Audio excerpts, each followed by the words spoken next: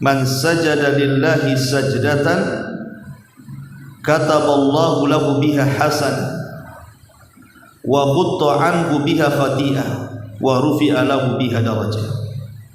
Barang siapa yang sujud karena Allah, walaupun sekali sujud, maka akan dicatat oleh Allah kebaikan, ataupun dicatat oleh Allah satu kebaikan, dan akan dihapus satu kesalahan, dan akan diangkat satu derajat. Rukun ini tidak bisa diganti dengan sujud sahwi. Batal, selesai, diulang. Jadi kalau seandainya meninggalkan rukun secara sengaja, sudah nggak ada cerita, batal sholatnya, ulang. Tapi kalau seandainya meninggalkannya karena lupa, meninggalkan rukun karena lupa, pun tidak bisa diganti dengan sujud sahwi. Tetapi dia harus mendatangkan rukun yang ditinggalkannya, terus mengganti itu.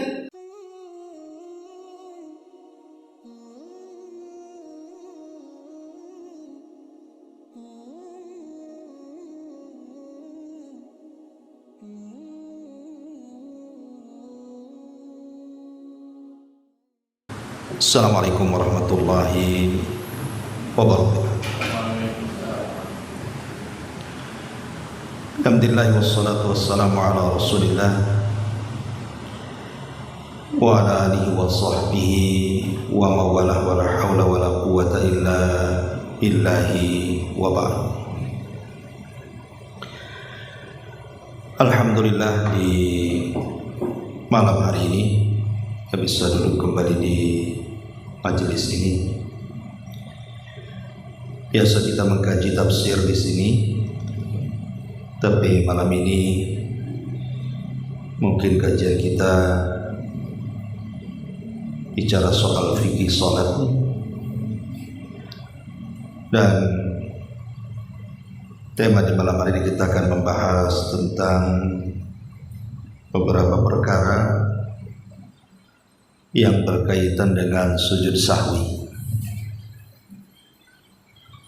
Karena banyak di antara kaum muslimin yang belum paham tentang letak-letak daripada sujud sahwi. Ada sebagian mereka ketika meninggalkan sesuatu dari gerakan atau bacaan sholat bingung apakah harus sujud sahwi atau tidak. Ada sebagian mereka justru nggak peduli, main salam saja dan meninggalkan sujud sahwi. Ada sebagian mereka semua dilakukan sujud sahwi. Tentu ini karena ketidakpahaman sebagian kaum muslimin tentang hukum-hukum seputar sujud sahwi. Makanya pembahasan ini penting untuk dibahas, karena terkait rutinitas kita setiap hari minimal 5 kali sholat dalam sehari. Itu belum sunnah-sunnahnya, baru yang wajibnya saja kan itu. Yang pertama yang kita akan bahas tentang keutamaan sujud dulu. Kemudian bicara soal apa manfaat sujud sahwi. Baru cerita soal seputar hukum-hukum sujud sahwi. Adapun keutamaan sujud sendiri disebutkan dalam surah Al-Hajj ayat 77. Allah mengatakan, ya ayyuhalladzina amanu rka'u wasjudu wa'budu rabbakum waf'alul khaira la'allakum tuflihun. Wahai orang-orang yang beriman, rukuklah kalian, sujudlah kalian, sembahlah Rabb kalian, dan lakukanlah kebaikan agar kalian beruntung. Jadi sujud adalah salah satu bentuk keberuntungan. Dan kita tahu bahwa dekatnya seorang hamba kepada Allah Subhanahu wa ta'ala adalah ketika seorang hamba itu sedang sujud. Dan itu disebutkan dalam sebuah hadis. Nabi SAW mengatakan, aqrabu ma yakunul abdu min rabbihi wa huwa sajid fa aktsirud du'a. Hamba yang paling dekat dengan Allah itu adalah ketika posisi dia sedang sujud. Maka perbanyaklah doa di situ. Kemudian juga sujud ini di antara sebab di mana dosa-dosa kita akan digugurkan dan kebaikan akan dicatat dan derajat akan diangkat.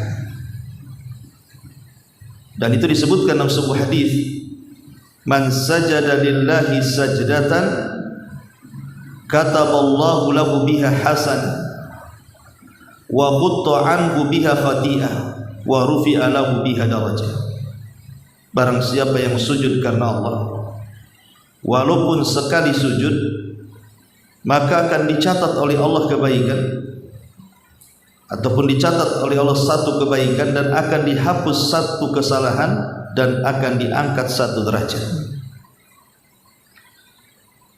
Kemudian juga sujud adalah alamat yang bisa membedakan umat Rasul dengan umat yang lainnya pada hari kiamat.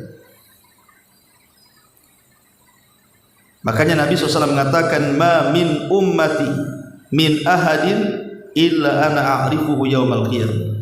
Kata Rasul, tidak ada satupun umat dari umat-umat yang ada pada hari kiamat, aku tahu mana umatku, kata Rasul. Kemudian sahabat bertanya, wa kaifa ta'rifuhu? Bagaimana engkau tahu wahai Rasul itu umatmu, sementara orang yang dibangkitkan pada hari kiamat itu sejak zaman Adam sampai yang terakhir mati kan? Gimana caranya tahu engkau itu umatnya? Maka Rasulullah SAW mengatakan, dia mengatakan, karena aku tahu seperti kuda hitam yang begitu banyak, di tengah-tengah itu ada kuda putih. Ini kiasan bahwa Rasul mengkias seperti itu. Kalau ada rombongan kuda hitam, kok ada satu kuda putih, kan nampak itu maksudnya. Kemudian kata Nabi SAW, fa inna ummati yawma idzin ghurrus sujud muhajjaluna minal wudu. Karena nanti pada umat pada hari kiamat, maka tempat sujudnya akan bercahaya dan semua anggota wudunya juga akan bercahaya. Dari situ Rasul mengenali umatnya pada hari kiamat. Kemudian sujud juga adalah penyebab terbesar kita ini mendapatkan surga. Makanya ketika syaitan melihat orang yang sujud, maka syaitan itu akan menangis. Jadi iblis itu kalau melihat ada orang sujud, maka iblis itu akan menangis. Dan iblis mengatakan, umira bis sujud fasajada falahul jannah. Orang ini Allah perintahkan sujud, dia pula sujud, maka Allah kasih surga. Wa umirtu bis sujud fa asaitu faliyana. Tapi aku diperintahkan sujud, aku pula enggan sujud, Allah janjikan aku dengan neraka. Berarti di sini sujud itu salah satu jalan menuju surga, karena iblis ini yang ngomong. Kalau ada orang sujud, apa kata iblis? Orang ini ya diperintahkan Allah sujud, sujud pula dia, maka dia dapat surga. Tapi aku dulu waktu disuruh sujud kepada Adam, enggan pula aku sujud, maka Allah sediakan neraka. Ma'asyiral muslimin yang dimuliakan Allah Azza wa Jalla. Kemudian juga sujud ini akan mendapatkan derajat yang paling tinggi di surga. Boleh jadi tidak akan didapat oleh banyak orang, kecuali orang-orang yang ahli sujud. Sebagaimana riwayat Imam Muslim dari Rabi'ah ibn Ka'ab al-Aslami radhiyallahu anhu. Ketika dia sering membantu Rasul, kemudian Rasul kan tidak pernah melupakan kebaikan orang. Maka Rasul mengatakan kepada Rabi'ah ibn Ka'ab al-Aslami yang ketika itu belum balik, anak kecil, ya Rabi'ah, kau sudah baik sekali selalu melayani aku, kata Rasul. Salini masyi, kalau gitu mintalah upah apa yang kau inginkan. Tiba-tiba kemudian Rabi'ah ibn Ka'ab al-Aslami mengatakan, as'aluka murafaqataka fil jannah. Aku hanya ingin menjadi temanmu di surga, wahai Rasul. Kata Rasul, baik, tetapi kata Nabi, fa inni ala nafsika bi kathrati sujud. Bantu keinginanmu agar engkau menjadi temanku di surga dengan perbanyak sujud. Dari sini sujud mendapatkan tempat tinggi bersama Nabi, kawan bersama Nabi kan. Dan banyak lagi lah kalau keutamaan sujud itu. Lah di antara sekian banyak sujud, sujud kan macam-macam. Ada sujud solat, ada sujud tilawah kan gitu ya. Termasuk juga ada sujud sahwi. Ini pembahasan kita. Lah sujud sahwi sendiri, di antara faedahnya adalah dicantumkan dalam hadis yang dikeluarkan Imam Muslim dari sahabat Abi Sa'id Al-Khudri radhiyallahu anhu. Nabi SAW mengatakan, "Idza syakka ahadukum fi salatihi falam yadri kam shalla atsalatan aw arba'an falyatrahi syak wal yabni ala mastaiqan thumma yasjud sajdataini qabla an yusallim fa in kana shalla khamsan syafa'na lahu salatu wa in kana shalla tamaman wa in kana shalla tamam akanata targhiman lisyaitan kanata targhiman lisyaitan wa in kana shalla tamam ataupun wa in kana shalla tamaman kanata targhiman lisyaitan. Nah, begitu hadisnya. Apabila salah seorang di antara kamu ragu dalam salatnya, ia tidak mengetahui apakah dia salat 3 rakaat kah, 4 rakaat, kan biasa kadang-kadang kita melupakan begitu. Tadi saya 3 rakaat ke 4 rakaat. Ya. Maka hendaklah dia meninggalkan keraguan dan memantapkan apa yang ia yakini, kemudian sujud 2 kali sebelum salam. Maka bila dia telah solat 5 rakaat, genapkanlah solatnya. Bila ternyata solatnya telah cukup, maka kedua sujud itu sebagai penghinaan kepada syaitan. Dari sini kita tahu hikmah sujud sahwi apa? Menghina setan. Ini hikmah kenapa disyariatkan sujud sahwi, dalam rangka menghina setan. Baik, kalau kita sudah tahu hikmahnya, berarti kan penting sekali. Karena setan itu kan musuh kita yang nyata. Kita harus menghinakan mereka. Ma'asyiral muslimin yang muliakan Allah Azza wa Jalla. Banyak sebenarnya riwayat-riwayat tentang masalah sujud sahwi. Kalau kita baca semuanya sampai ada sekitar, yang saya tulis di sini ada 6 atau 7 gitu kan. Mungkin waktunya juga mepet. Kita ringkas sajalah, tidak usah dibaca riwayat-riwayatnya. Nanti terlalu lama. Kita bicara langsung kepada poin tentang hukum sujud sahwi saja. Ma'asyiral muslimin yang muliakan Allah Azza wa Jalla. Salat itu terdiri dari 3 perkara kan? Ucapan, perbuatan, dan niat. Itu salat. Salat itu cuma ada 3 rangkaian ini saja. Kalau tidak ucapan, perbuatan. Kalau tidak perbuatan, niat. Di salat terangkai dari 3 kata: ucapan, perbuatan, niat. Tetapi juga di sana salat juga terangkai dari 3 perkara juga. Di sana ada rukun, di sana ada wajib, di sana ada sunnah. Ada namanya rukun salat, ada wajib salat, ada sunnah salat, baik sunnah ucapan atau sunnah perbuatan. Di sana ada yang keempat yang disebut dengan syarat, tetapi syarat kan di luar salat. Syarat itu di luar salat. Seperti harus Islam yang salat itu. Kemudian yang kedua berakal. Kemudian harus tamyiz, bisa membedakan. Kemudian juga tidak ada hadas, baik hadas kecil atau hadas besar. Kemudian tidak ada najis yang menempel pada badan, pakaian atau tempat sholat gitu ya. Kemudian juga menutup aurat. Kemudian masuknya waktu sholat. Kemudian menghadap kiblat, termasuk juga niat. Itu namanya syarat. Ya, syarat itu dilakukan sebelum sholat. Dan syarat ini menentukan sah dan tidaknya ibadah. Kalau 9 syarat ini ada, berarti sah ibadahnya. Tapi kalau 9 ini tidak ada, atau salah satu dari 9 ini tidak ada, berarti tidak sah ibadahnya. Tapi kita tidak membicarakan syarat, ya, karena syarat ini di luar sholat. Kita bicarakan soal 3 ini: rukun, wajib, sunnah. Kenapa kita harus membicarakan 3 perkara ini? rukun, wajib dan sunnah. Nanti ada kaitan dengan sujud sahwi masalahnya. Jadi 3 perkara ini juga masuk dalam pembicaraan sujud sahwi. Yang pertama, adapun rukun salat itu kan berdasarkan kebanyakan para ulama mengatakan ada 14. Jadi rukun salat itu ada 14. Dan harusnya orang yang salat paham dan harus hafal kan rukun salat itu, supaya nanti bisa dibedakan mana rukun, mana wajib. Karena begini ya, kenapa kita harus tahu rukun-rukun salat? Karena rukun salat ini tidak bisa diganti dengan sujud sahwi.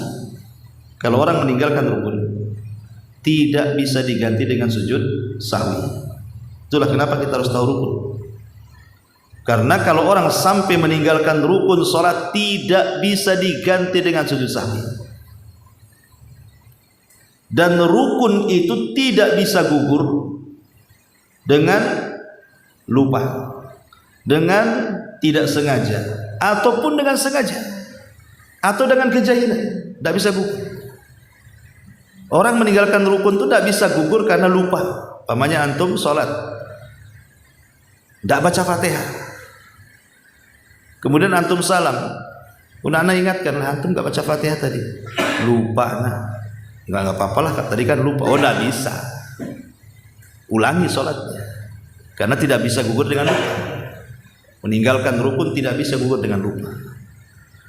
Ataupun karena ketidaktahuan, anak antum tadi sholatku nggak ada rukunnya, anak tidak tahu hukumnya, nggak apa-apa lah. Tidak bisa, ulangi sholatnya. Dia tidak bisa gugur dengan lupa, ataupun karena jahil, ataupun ketidaksengajaan, ataupun karena sengaja. Meninggalkan rukun itu batal, nggak ada cerita. Tidak bisa diganti dengan sujud sahwi juga. Ya, makanya kenapa saya katakan harus paham rukun ini. Sebab takut diantara kita yang meninggalkan rukun karena mungkin dia lupa, ataupun ketidaksengajaan, atau karena kejahilan, atau karena disengaja, dia tidak tahu hukumnya, bahwa itu membatalkan sholat dan harus mengulang sholat, kan begitu. Itulah pentingnya mengenal rukun. Dan yang terkait dengan hukum sujud sahwi ini lah, rukun ini tidak bisa diganti dengan sujud sahwi. Batal, selesai, diulang. Jadi kalau seandainya meninggalkan rukun secara sengaja, sudah nggak ada cerita, batal sholatnya, ulang. Tapi kalau seandainya meninggalkannya karena lupa, meninggalkan rukun karena lupa, pun tidak bisa diganti dengan sujud sahwi. Tetapi dia harus mendatangkan rukun yang ditinggalkannya. Terus mengganti itu. Pamannya dia itu meninggalkan sujud, harus diganti sujudnya. Baru kemudian setelah itu sujud sahwi. Sujud sahwi itu hanya sekedar untuk menghina setan saja. Nah, ini kenapa harus paham 14 rukun ini. Pertama, al-qiyam, berdiri. Berdiri dalam salat wajib itu rukun, tidak boleh tinggalkan. Kalau sanggup berdiri, tidak berdiri, batal salatnya. Yang kedua, takbiratul ihram. Takbiratul ihram bukan ngangkat tangan, tapi ucapan Allahu Akbar. Bukan begini. Ini bukan takbiratul ihram ngangkat tangan. Ini sunnah. Walaupun antum nggak ngangkat pun sah salatnya. Tapi ucapan Allahu Akbar jangan ditinggalkan. Kemudian yang ketiga, bacaan qiraatul Quran, bacaan qiraatul Fatihah, membaca Fatihah. Terus orang kalau nggak baca Fatihah dalam tidak sah salatnya. Lupa Ustaz, tidak sah sholatnya. Mau lupa, mau tetap nggak tahu, tetap batal sholatnya kalau nggak dibaca. Ya. Kemudian yang keempat, ruku, rukun. Kemudian yang kelima, bangkit daripada ruku. Kemudian yang keenam, sujud dengan 7 anggota sujud. 2 kaki, 2 lutut, 2 tangan, dahi dan hidung harus nempel di bumi. Kalau sujud kakinya ke atas, nggak sah sujud, harus nempel semuanya. Karena itu rukun. Kemudian bangkit dari sujud. Yang nomor 7, yang nomor 8, kemudian duduk di antara 2 sujud. Itu rukun. Kemudian tumakninah pada semua rukun. Maksud tumakninah jangan tergesa-gesa. Ya, alon-alon bahasanya. Kemudian yang nomor 10 tasyahud akhir. Kalau tasyahud awal bukan rukun, dia wajib. Kemudian yang nomor 11 al-julus li tasyahudil akhir. Duduk ketika tasyahud akhir. Kalau yang apa bedanya tasyahud akhir dengan duduk tasyahud akhir? Kalau tasyahud akhir itu bacaan dari at-tahiyat sampai syahadat. Itu namanya tasyahud. Ya, kalau disebut tasyahud artinya bacaan dari at-tahiyat sampai syahadat. Itu tasyahud. Kalau disebut tasyahud akhir maksudnya membaca tahiyat dengan syahadat. Baca kemudian sholawat kan itu ya. Tapi kalau duduk ya duduknya tuh dua-duanya rukun. Baik baca at-tahiyat sampai syahadatnya atau duduknya sendiri adalah rukun. Yang nomor 10. Nomor 11 nomor 12 as-salatu ala nabi, sholawat. Allahumma sholli ala Muhammad, salat Ibrahimiyah dalam tasyahud akhir ya. Bukan dalam tasyahud awal. Tasyahud akhir itu rukun. Kemudian tartib, harus tartib salat itu. Mulai dari takbiratul ihram, kemudian berdiri baca Fatihah dan begitu seterusnya. Jangan takbiratul ihram langsung sujud. Sujud bangkit lagi. Itu tidak tartib namanya. Tartib itu rukun. Termasuk 2 salam ketika selesai salat. 2 salam itu bukan nengokan wajah. Maksudnya salam itu ucapan assalamualaikum. Walaupun antum gak gini-gini pun sah-sah saja. Antum diam saja nih. Assalamualaikum warahmatullahi. Assalamualaikum, sah, nggak apa-apa. Karena nengok ke kiri kanan ini sunnah hukumnya. Maksudnya gitu ya. Itu yang rukun. Lah antum harus tahu nih, ini 14 rukun.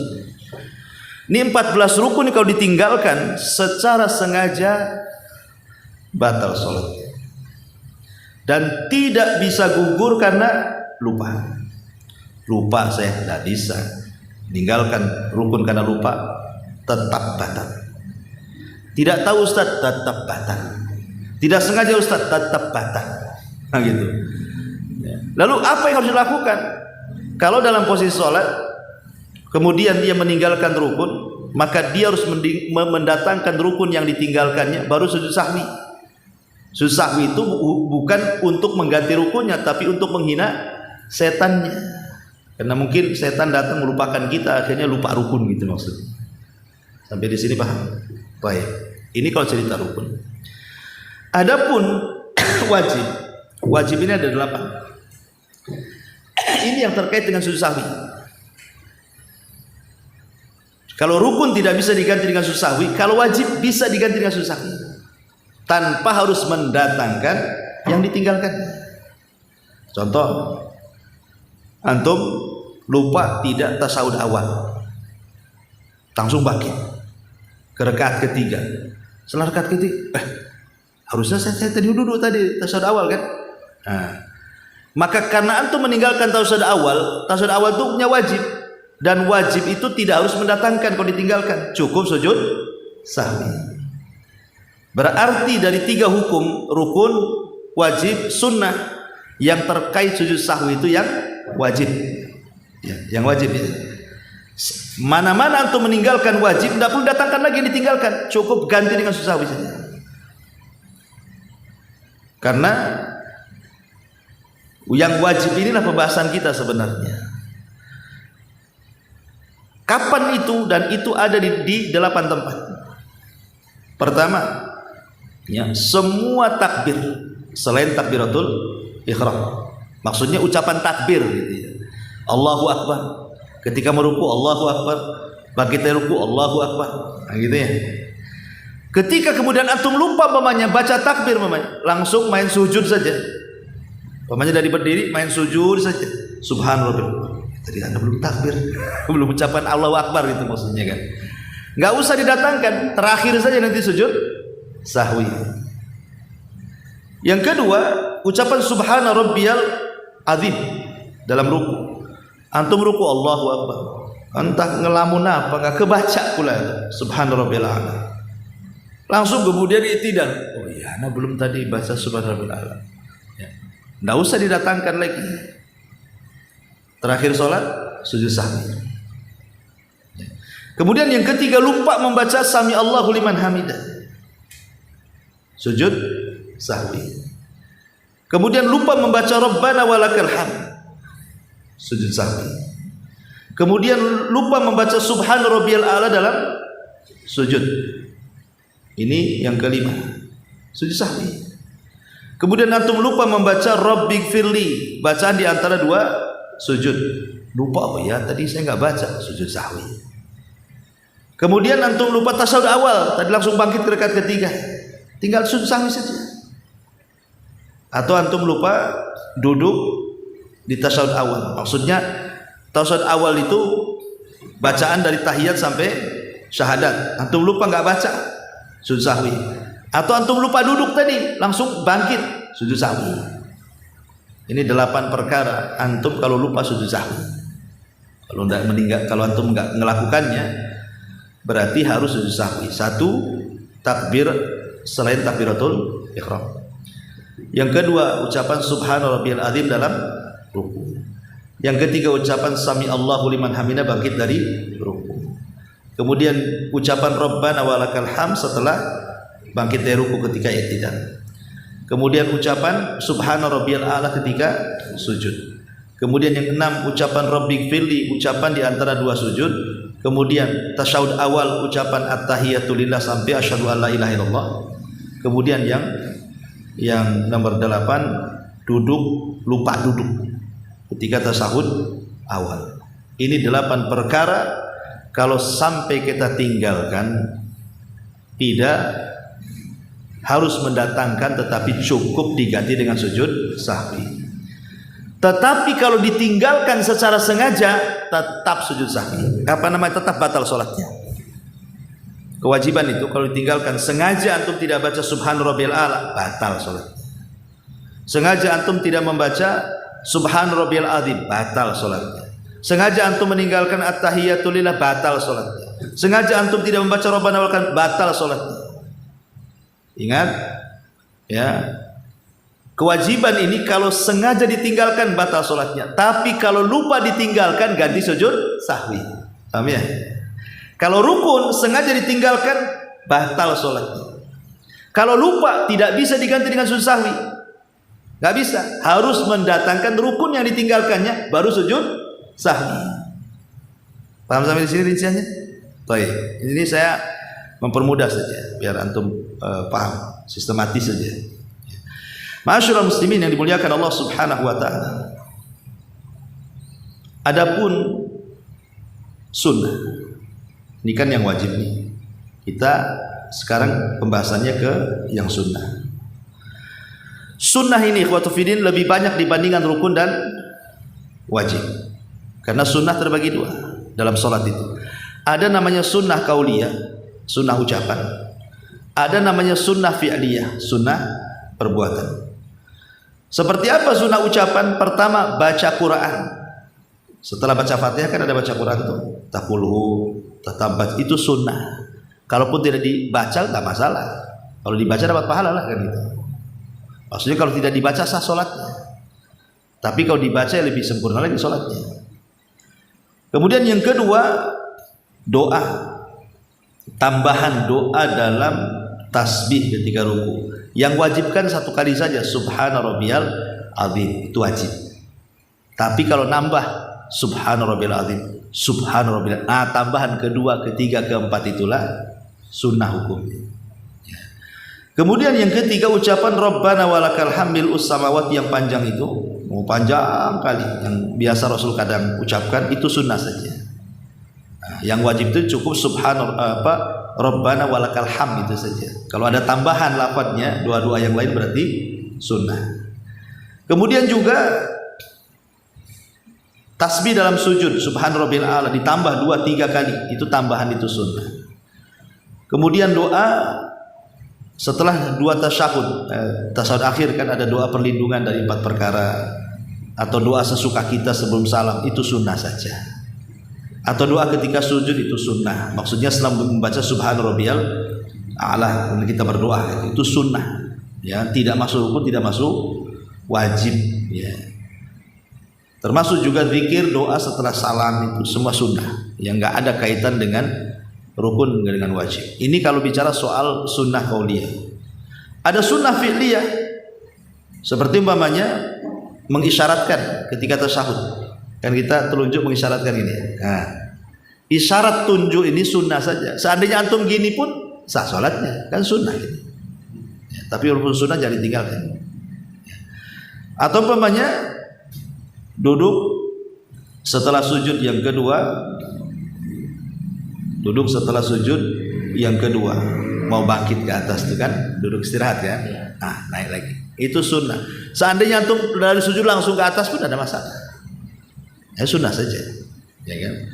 Kemudian juga an-nuzul ila sujud alal yadaini qabla rukbataini. Ketika antum merobohkan dari atas hendak sujud, kemudian tangan dulu sebelum lutut, sudah saja. Mau lutut dulu boleh, mau tangan dulu boleh, tidak ada masalah.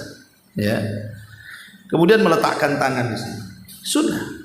Atau iltifat, assalamualaikum, maksudnya gerakan kepalanya ini sunnah saja.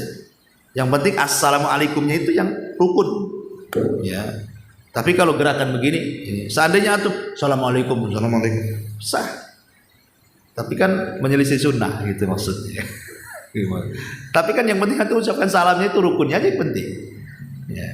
Itulah sebenarnya kalau kita tahu mana sunnah, mana wajib. Jadi kita bisa mana yang harus diseriusi ketika sholat. Jangan orang dalam sunnah serius kali. Ini tangan dulu tuh, lutut dulu. Ini aja dipikirin. Ketika bagian di rukun-rukunnya yang harusnya tumakninah di situ malah tidak tahu. Coba kan, baca Fatihah asal-asalan ketika surat baguslah. Fatihah itu yang harus diperbaiki, surat itu sunnah saja. Nah, itulah kenapa pentingnya tahu rukun, tahu wajib, tahu sunnah itu, supaya mana yang antum harus perhatikan duluan di situ. Termasuk juga dalam sujud sahwi ini. Jadi kita tahu mana yang bisa ditempel dengan sujud sahwi, mana yang tidak bisa ditempel kan. Oh, kalau rukun meninggalkan rukun tidak bisa ditempel. Datangkan rukun itu baru sujud sahwi. Oh, ini wajib, tidak perlu datangkan, cukup sujud sahwi saja, gitu ya. Ini sunnah. Kalau sunnah ya sesuai sunnahnya. Kalau memang kata Syekh Utsaimin, kalau sunnah-sunnah yang biasa dilakukan, kalau sujud sahwi ya nggak apa-apa, sunnah saja. Kalaupun tidak, nggak ada masalah. Itu maksudnya ya. Jadi ini globalnya hukum sujud sahwi sebenarnya seperti itu. Lah sujud sahwi juga itu sebabnya karena 3. Kenapa sampai disyariatkan sahwi? Sebabnya karena 3. Pertama karena ada tambahan dalam sholat. Yang kedua ada pengurangan dalam sholat. Yang ketiga karena ragu-ragu. Jadi sujud sahwi itu disyariatkan gara-gara 3 perkara ini. Antum nambah, antum ngurang, antum ragu. Disyariatkanlah sujud sahwi. Pertama nambah. Antum sholat zuhur 4 rakaat. 4 rakaat. Kemudian antum bangkit ke rakaat ke-5. Baru ingat, mak banyak kali rakaatnya nih. Gimana nih? Berarti kan lupa kan? Jangan diteruskan. Antum balik lagi ke posisi. Paham ya? Kalau antum mamanya ini antum rakaat ke-4 nih, udah sholat zuhur. Bangkit ke rakaat ke-5, antum ingat. Udah baca Fatihah lagi. A'udzubillahi minasyaitonir rajim. Bismillah. Berhenti, balik lagi. Kenapa? Karena antum ingat. Karena kalau antum ingat berarti kan sudah selesai rukunnya tuh. Nggak ada lagi rukun berikutnya, berdiri. Maka antum harus balik. Walaupun sudah baca Fatihah, walaupun sudah baca surah, hentikan kalau ingatnya di situ. Balik lagi ke posisi. Termasuk juga kata para ulama, kalau seandainya antum bermakmum ya, kepada imam sudah 4 rakaat sholat zuhur atau asar. Kemudian tiba-tiba imam bangkit ke rakaat ke-5. Dituruti? Jangan dituruti. Karena sudah tidak ada rukun lagi. Tapi cukup antum ingatkan saja. Subhanallah. Ustaz dia nggak dengar tuh. Budek nih. Tetap aja dia. Biarkan. Kalau dia seandainya tidak merespon ucapan kita, tetap kita posisi tasyahud akhir. Biarkan dia gerakan sendiri sampai selesai. Kemudian dia tasyahud akhir, baru kita ikut salam dengan dia. Paham ya? Ini kalau penambahan. Kalau penambahan dengan yakin bahwa kita ini 4 rakaat, yakin kan? Kita kan yakin. Imam yang nggak yakin, jangan ikut yang nggak yakin. Kan kita yakin 4 rakaat kan? Imam nggak yakin, ragu-ragu. Makanya kita kasih tahu, oh dia masih terus saja, terserah dia lah. Cuman kita nunggu saja. Nah, karep mula kan itu mau nambah rekat terserah lah kan. Sampai di tasyahud akhir baru bersalam. Paham ya? Ya. Beda dengan yang pengurangan. Kalau pengurangan beda. Umpamanya antum di tasyahud awal. Tasyahud awal. Ya. Kemudian antum bangkit ke rakaat yang ketiga. Kata tasyahud awal berarti ketika bangkit kan masuk ke rakaat ketiga. Ulama mengatakan kalau punggung ini belum lurus, belum tegak nih, maka antum wajib balik. Umpamanya baru mau tegak, mau tegak, oh ingat, cepat dulu lagi, ya, nggak boleh dilanjutkan. Kemudian tapi kalau posisinya sudah tegak i'tidal, nggak boleh balik. Kenapa?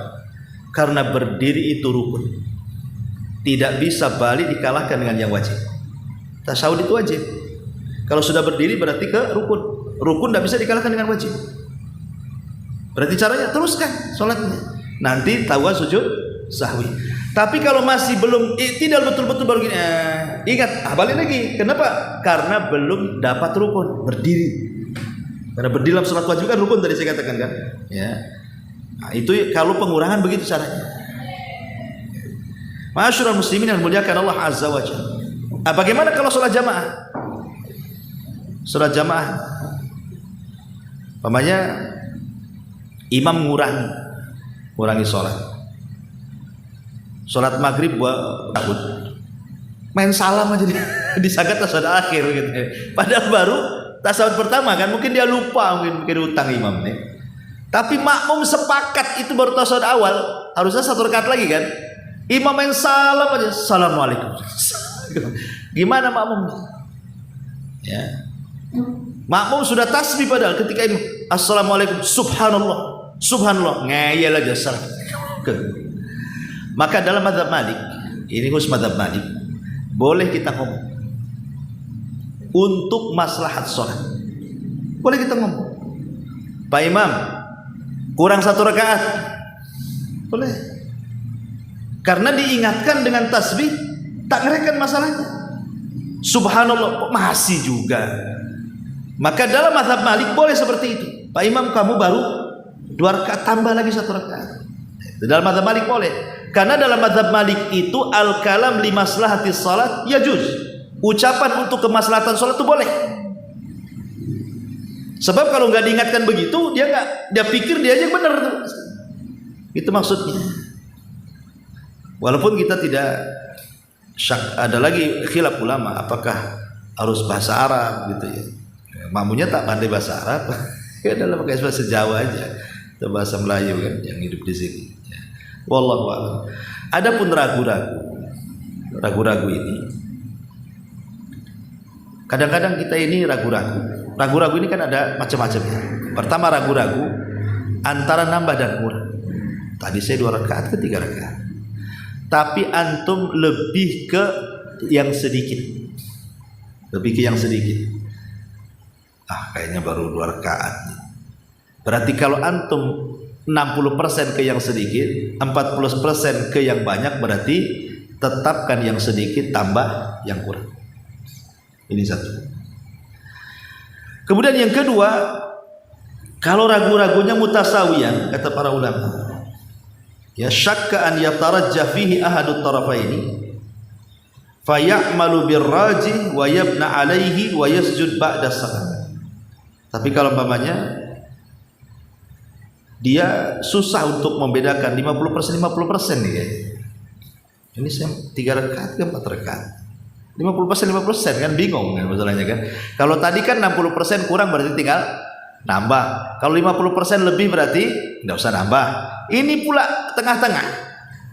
Nah, maka kata para ulama dikembalikan hukum asalnya. Hukum asalnya ya ke yang sedikit berarti nambah baru dilakukan sujud sahwi. Bisa dipahami ya? Nah, ini kalau ragu-ragu berarti sebab sujud sahwi itu 1 karena penambahan, 2 karena pengurangan, 3 karena ragu-ragu. Baik. Sekarang masalahnya, sujud sahwi itu dilakukan kapan? Setelah salam atau sebelum salam? Terjadi silang pendapat banyak di antara ulama. Mazhab Syafi'i mengatakan bahwa sujud sahwi itu mutlak sebelum salam. Baik mau nambah, baik mau ngurang, baik ragu-ragu, semua dilakukan sebelum salam. Ini mazhab Syafi'i. Mazhab Abu Hanifah pula terbalik, dilakukan setelah salam. Mau nambah, mau ngurang, mau ragu-ragu setelah salam. Itu Hanafi. Imam Malik pula tengah-tengah. Kalau Imam Malik tengah-tengah. Kalau ngurang, sujudnya sebelum salam. Kalau nambah, sujudnya setelah salam. Itu Imam Malik. Kalau Imam Ahmad atau mazhab Hambali kurang lebih dengan Imam Malik. Kurang lebih dengan Imam Malik. Maksudnya sama, kalau pengurangan sujudnya sebelum salam. Kalau penambahan sujudnya setelah salam. Tapi Hanabila tidak mengharuskan seperti itu, tetapi mukhayyar, boleh dua-duanya. Jadi mazhab Hambali perbedaan dengan Maliki itu, kalau Maliki kan kurang sebelum salam, nambah setelah salam, saklek ya. Tapi kalau mazhab Hambali memang sama pendapatnya, kurang sebelum salam, nambah sujudnya setelah salam. Tapi di ujung pendapatnya boleh dua-duanya, gitu ya. Baik mau dilakukan sebelum ketika nambah atau ngurang setelah salam, bolehlah dua-duanya, nggak terlalu neken, nah, gitu. Ma'asyiral muslimin yang dimuliakan Allah Subhanahu wa taala. Berarti di sini kalau kita melihat empat mazhab, saya ulangi, Syafi'i sebelum salam sujudnya, Hanafi setelah salam, Maliki dirinci kalau ngurangi sebelum salam, kalau nambah setelah salam. Hambali kurang lebih dengan Maliki, kalau ngurang sujud sebelum salam, nambah setelah salam, tetapi di ujungnya boleh dua-duanya, agak keringanan ya. Ma'asyiral muslimin yang dimuliakan Allah Azza wa Jalla. Kalau saya pribadi ya, saya cenderung kepada pendapat Hanabila kan itu ya. Tetapi kita harus memahami beberapa perkara tentang masalah ini. Pertama, jika terdapat kekurangan pada sholat, seperti umpamanya kekurangan tasyahud awal, main bangkit aja, berarti dia asalnya butuh nambah, tapi karena dia meninggalkan yang wajib tasyahud awal, berarti kan di sini ketika ditinggalkan tasyahud awal jatuhnya apa? Pengurangan kan? Karena dia kurang tidak tasyahud awal kan? Berarti sebelum salam, sebelum kita assalamualaikum, assalamualaikum, sujud sahwi ya, baru setelah sahwi baru salam, karena dia meninggalkan tasyahud awal. Ini namanya pengurangan ya. Kemudian yang kedua, jika terdapat kelebihan, umpamanya antum menambah 1 rakaat maghrib 3 rakaat, udah nambah 4 rakaat, baru ingat, wah untuk kelebihan saya, berarti salam dulu, assalamualaikum, assalamualaikum, kemudian sujud sahwi 2 kali sujud. Setelah 2 kali sujud baru salam lagi, assalamualaikum, assalamualaikum. Ini jumhur, pendapat jumhur. Tapi pendapat Hanafi ya, pendapat mazhab Hanafi, dia harus tasyahud 2 kali. Jadi namanya dia nambahkan, kemudian dia salam, assalamualaikum, assalamualaikum, kemudian sujud sahwi 2 sujud. Setelah sujud sahwi 2 sujud, baca lagi tahiyat. Jadi tasyahudnya 2 kali bacaannya, sampai selesai baru salam, assalamualaikum, assalamualaikum. Tapi kata para ulama, dalil yang dipakai oleh mazhab Ahnaf itu hadisnya lemah, sehingga pendapat yang betul tidak perlu mengulang tasyahud. Habis salam sujud sahwi 2 kali, kemudian salam lagi. Itu kaifiyah sujud setelah salam kalau terjadi penambahan, ya kan? Dan bacaan sujud sahwi sendiri, memang ada bacaan-bacaan yang dijelaskan para ulama, seperti membaca subhana man la yanamu wa la yasfu, tetapi setelah diteliti riwayatnya, kata Imam Al-Hafidz Ibnu Hajar, tidak terdapat satu riwayat yang memerintahkan membaca subhana man la yanam wa la yasbih. Maha suci zat yang tidak pernah tidur dan tidak pernah mengantuk. Tetapi kembalikanlah bacaan sujud sahwi itu sama dengan bacaan sujud biasa. Antum cukup membaca subhana rabbiyal a'la atau subhanakallahumma wa bihamdika allahumma firli. Ya kayak dua sujud lah. Nah, karena riwayat-riwayat tentang bacaan khusus dalam sujud sahwi itu semua lemah. Jadi dikembalikan kepada bacaan sujud yang sudah ma'ruf. Ya, baik subhana rabbil a'la atau subhanakallahumma rabbana wa bihamdika allahumma ighfirli. Itu bacaan sujud sahwi. Ma'asyiral muslimin yang dimuliakan Allah Subhanahu wa taala. Lah sujud sahwi sendiri kalau seandainya antum lupanya setelah sholat nih, udah setengah jam baru antum ingat gitu. Lupa dong gimana ini, udah setengah jam, udah sampai rumah pun antum ingat itu. Dari masjid udah makan dan minum ingat antum lupa tuh. Tadi saya tasawuf awal tak ya? Udah setengah jam. Gimana ini kan gitu. Sebagian ulama mengkhilaf, ada yang mengatakan tetap dia harus sujud. Ya, sujud di rumah lah. Tetapi ada juga yang mengatakan tidak, karena sudah terlampau jauh jaraknya. Sudah keluar waktu. Jadi tidak perlu susah.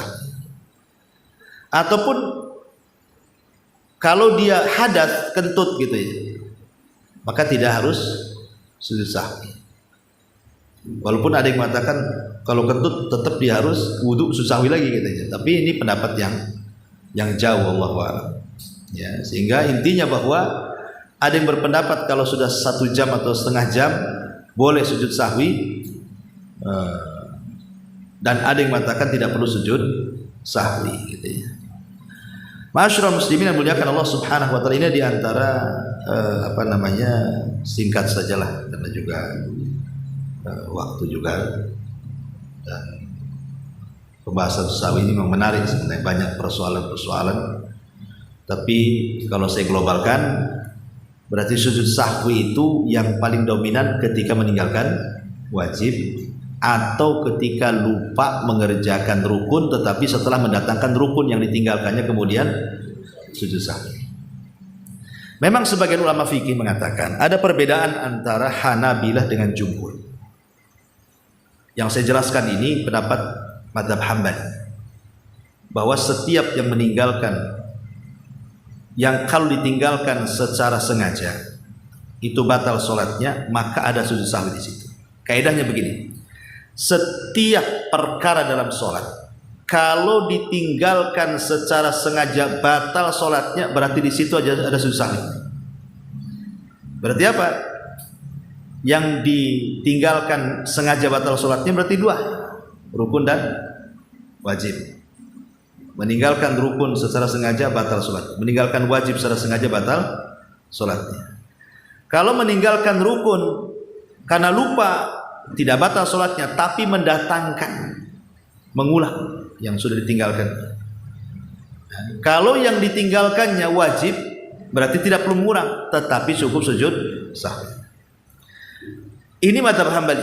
Mazhab Hambali itu pokoknya kalau antum meninggalkan 8 wajib yang diwajibkan dalam sholat itu, berarti setiap 1 sampai 8 antum tinggalkan karena lupa, antum sujud sahwi. Ini pendapat Hambali. Tapi pendapat jumhur tidak. Pendapat jumhur itu mengatakan kalau meninggalkan wajib tidak perlu sujud sahwi. Tetapi jumhur mengatakan yang harus melakukan sujud sahwi itu hanya di tasyahud awal saja, karena ada hadisnya masalahnya. Jadi kalau menurut jumhur nih, kalau antum lupa membaca subhana rabbiyal a'la atau subhana rabbiyal azim, menurut mazhab Hambali kan itu wajib tuh. Berarti kata jumhur tidak harus sujud sahwi. Dari 8 perkara tadi yang merupakan kewajiban sholat, menurut jumhur yang ada sujud sahwinya cuma 1, ketika meninggalkan tasawuf awal saja. Tapi kalau menurut mazhab Hambali semuanya harus sujud sahwi kalau meninggalkan wajib. Itu perbedaannya di situ saja. Ya. Tapi kalau sunnah boleh sujud sahwi, boleh juga tidak. Namanya sunnah. Itu saja global dari penjelasan seputar sujud sahwi. Wallahu a'lam bishawab. Mudah-mudahan ada manfaatnya. Subhanallah bihamdika asyhadu an la ilaha illa anta astaghfiruka wa atubu ilaik. Allahu ta'ala alam. Assalamualaikum warahmatullahi wabarakatuh.